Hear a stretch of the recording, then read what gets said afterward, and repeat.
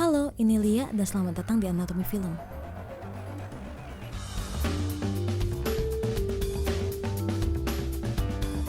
Gue baru minggu kemarin menonton lagi film The Devil Wears Prada. Kalau dari luar, memang The Devil Wears Prada terlihat hanya sebagai film bertema fashion dan bergenre mungkin drama komedi. Tetapi setelah menonton lagi, yang gue sangat sadari, ini sebenarnya adalah film coming of age movie, di mana sang protagonis tumbuh seiring dengan perjalanannya yang kita ikuti di dalam film. Video ini akan dibagi menjadi dua part, yang intinya akan membahas penulisan karakter Andy. Bagaimana kita bisa melihat sang protagonis tumbuh seiring dengan tantangan yang dihadapinya, sehingga Andy bisa mencapai tujuannya.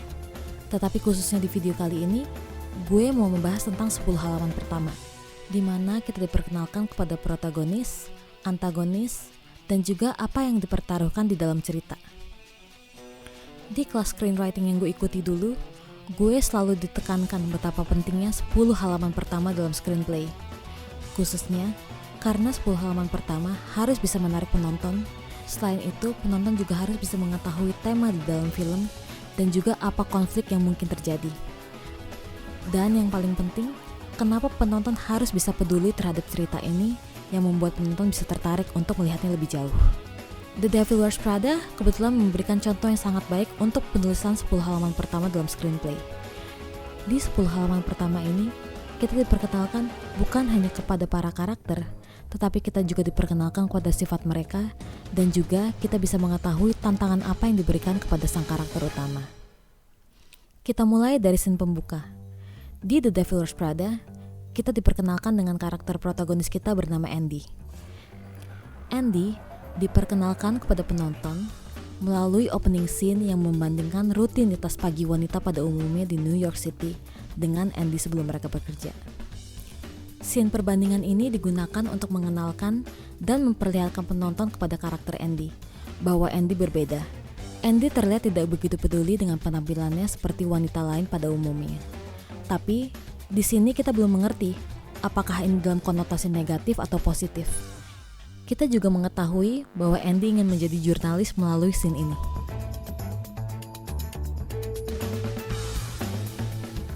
Di scene selanjutnya, lalu kita mengerti bahwa Andy sedang mencari kerja di New York City.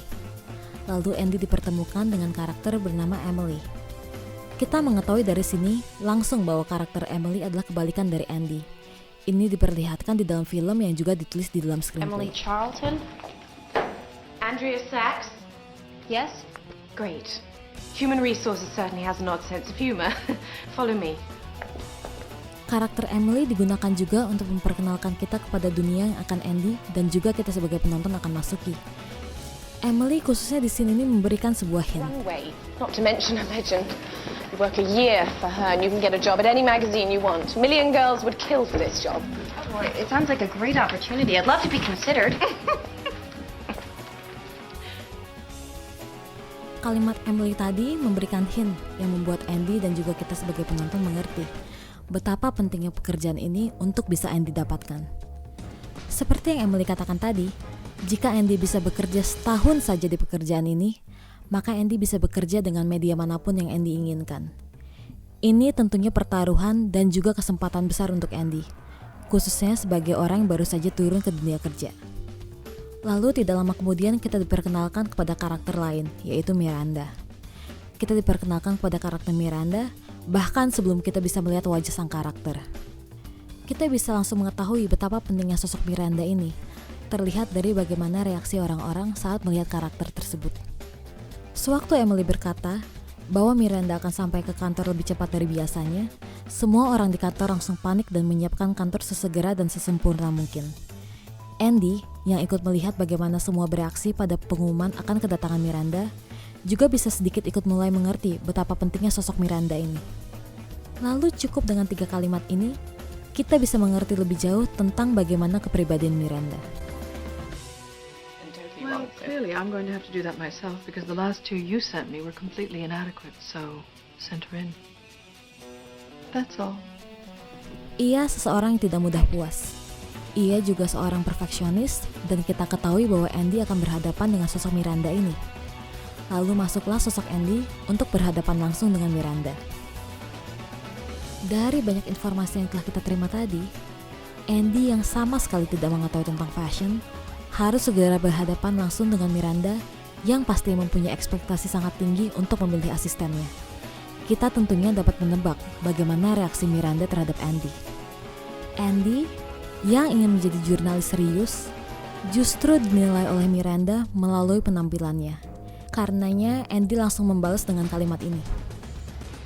I also won a national competition for college journalism with my series on the Janitors Union, which exposed the exploitation of... Miranda jelas tidak mempunyai ketertarikan, lalu langsung mengusirnya. Dan Andy lalu membalas pengusiran ini dengan menjelaskan tentang dirinya sendiri. I don't fit in here. I am not skinny or glamorous, and I don't know that much about fashion, but I'm smart.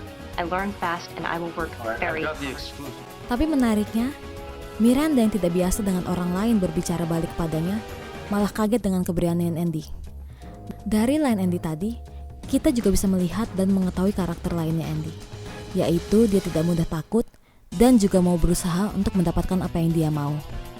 Inilah juga yang Miranda lihat, karena di scene selanjutnya, yaitu di scene akhir dari act pertama, Emily lalu memanggil Andy untuk menandakan bahwa Miranda mau merekrutnya. Dari 10 halaman tadi, kita diperkenalkan kepada 10 karakter, bahkan karakter sampingan yang nantinya akan mendorong Andy untuk mencapai tujuannya. 10 halaman ini adalah setup yang penting untuk mengetahui apakah tujuan utama sang karakter. Yang di sini kita tahu bahwa Andy bukan hanya ingin mencari pekerjaan, tetapi Andy ingin menjadi jurnalis. Dan ini dilaluinya dengan cara menjadi asisten di tempat yang pekerjaannya tidak terlalu ia mengerti. Setup ini juga membantu bagaimana penonton dapat menilai bagaimana cerita akan berjalan. Dan juga sebagai perbandingan bagaimana karakter Andy akan tumbuh seiring cerita berjalan. Di video selanjutnya, gue akan membahas bagaimana Andy tumbuh dari karakternya di awal cerita.